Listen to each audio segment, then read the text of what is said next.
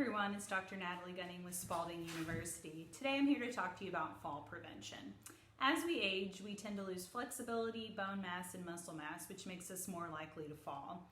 We're also more likely to injure ourselves, which can lead to hospitalization, admittance to a nursing home, or even death in some cases. So here's just a few easy tips you can utilize in your everyday life to help prevent falls.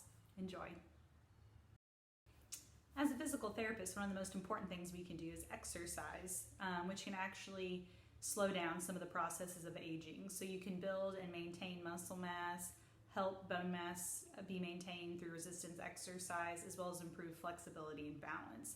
Some things you can do would be yoga or Tai Chi, or the exercises your physical therapist may prescribe. Next are a few exercises that are easy to do that you can do at home. Just make sure you're able to hang on to a stable surface. So Ben is going to demonstrate for us some hip exercises. First, you want a solid surface so you don't have to worry about falling.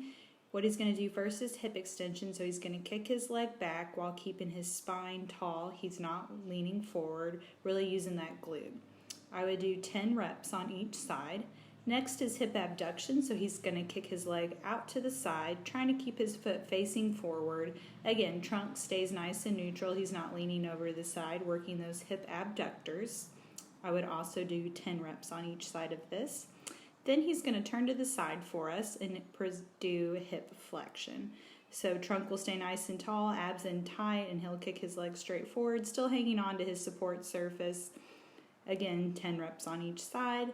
And then finally, to work on some ankle balance, flexibility, and strength, we're going to do a heel raise. So you're going to lift your heels up off the ground, still hanging on to the support surface as high as you can. I would do two sets of 10 reps. Another thing is to check with your physician regarding your medications. A lot of common medications can actually cause dizziness, which will make you more likely to fall. Things such as blood pressure medicine, medicine for your diabetes, antidepressants, anti-seizures, and even antibiotics can cause dizziness.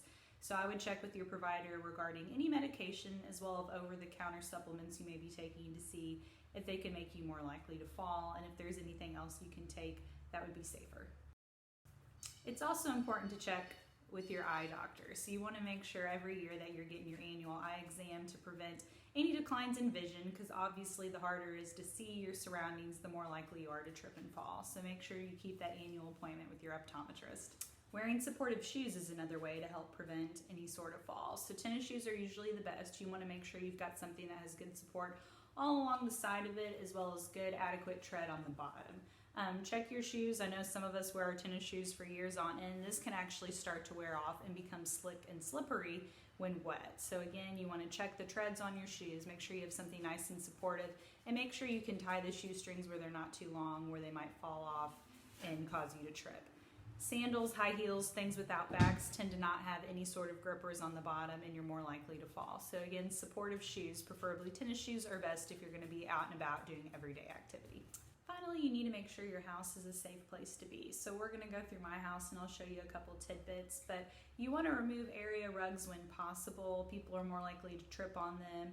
If you absolutely have to have them, there's grippy stuff you can put on the bottom of it to prevent it from sliding.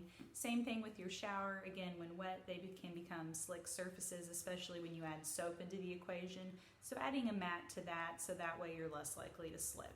You also want to limit extension cords and outlets, so you don't want wires all over your floor where you're more likely to trip. So try to consolidate them or use them in an elevated space versus having them on the floor. Also, you want to have adequate lighting, so if there's any areas in your house that tend to be darker than others, maybe add lighting, a lamp, whatever necessary. Finally, you might need to add some extra support on your stairs or bathroom surfaces to help you with balance. For example, going up and down stairs, you might need to add a handrail, or even to get in and out of the house, have a handrail you can hang on in case of bad weather, or if you have some type of injury where you need a little bit of extra support. Same thing from the bathroom. Grab bars are really great next to the toilet to help with sit-to-stand transitions, as well as in the shower to help you get your balance, help you step over the ledge, all those kind of things. Try to limit your use of throw rugs or rugs in your entryway if you absolutely have to. As you can see on this one, we have added a little bit of under matting, that way it's a non-slip surface. I recommend adding non-skid mats as seen in this one right here. in order to prevent any sort of slipping when you're taking a shower. As you can see on these stairs, we've added a handrail to help support with going up and down the stairs. So these are just a few basic guides for fall prevention. If you have any questions, email me at ngunning@spalding.edu or comment below. If you're having dizziness when you first get out of bed in the morning or with sudden head movements, you may be suffering from BPPV, which is something totally different. So please speak to your physician, physical therapist, or audiologist to see the best way to treat that. I hope you all stay safe, take care, and I'll see you next time. Bye.